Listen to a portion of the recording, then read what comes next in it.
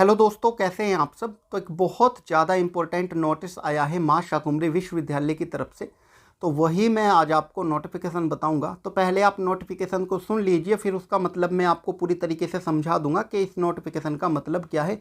Important notification है, आपके बहुत ज़्यादा ये नोटिफिकेशन काम आएगा, तो इसलिए वीडियो में प्लीज़ एंड तक बने रहना। चैनल पर नहीं है सब्सक्राइब कर दीजिएगा, वीडियो पसंद आती हो तो लाइक करना बिल्कुल भी ना भूलें। तो अब दोस्तों चलिए पढ़ते हैं नोटिफिकेशन को। तो नोटिफिकेशन में लिखा हुआ है, एतद द्वारा समस्त संबंधित को सूचित किया जाता है कि एलएलबी त्रिवर्षीय पाठ्यक्रम में प्रवेश हेतु न्यूनतम शैक्षिक अर्हता के विचारनाथ प्रकरण कार्य परिषद की बैठक दिनांक 14/9/22 में प्रस्तुत किया गया था। इस संबंध में कार्य परिषद द्वारा निम्नवत निश्चय किया गया है। परिषद द्वारा विचारोपरांत Doon college of law Saharanpur का उक्त प्रत्यावेदन स्वीकार नहीं किया गया एवं निश्चय किया गया कि इस संबंध में बार काउंसिल ऑफ इंडिया के दिशा निर्देश नियमों को यथावत प्रभावी रखा जाए। तदनुसार विधि त्रिवर्षीय पाठ्यक्रम में प्रवेश हेतु अर्हता स्नातक स्तर पर 45%, अनारक्षित 42%, अन्य पिछड़ा वर्ग एवं 40% अनुसूचित जाति जनजाति के अभ्यर्थियों हेतु निर्धारित है।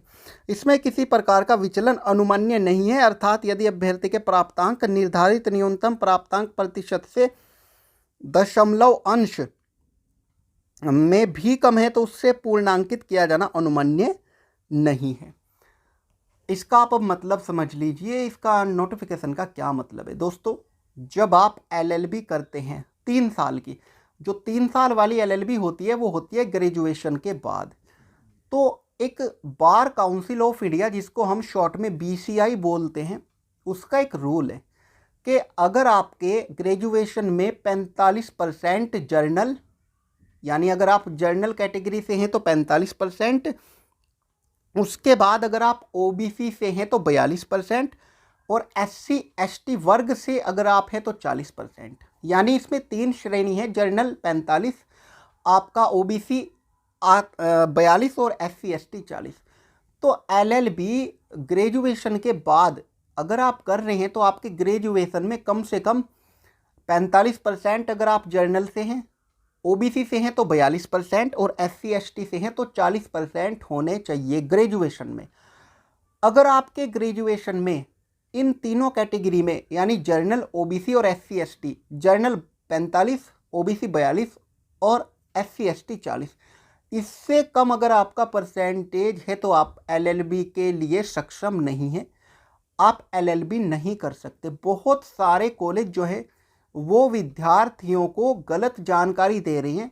वो कह रही हैं कि जिन विद्यार्थियों के इन जो ये कैटेगरीज है 3, इनसे कम भी मार्क्स है उनका भी एलएलबी में एडमिशन हो जाएगा। तो ऐसा बिल्कुल भी अनुमन्य नहीं है।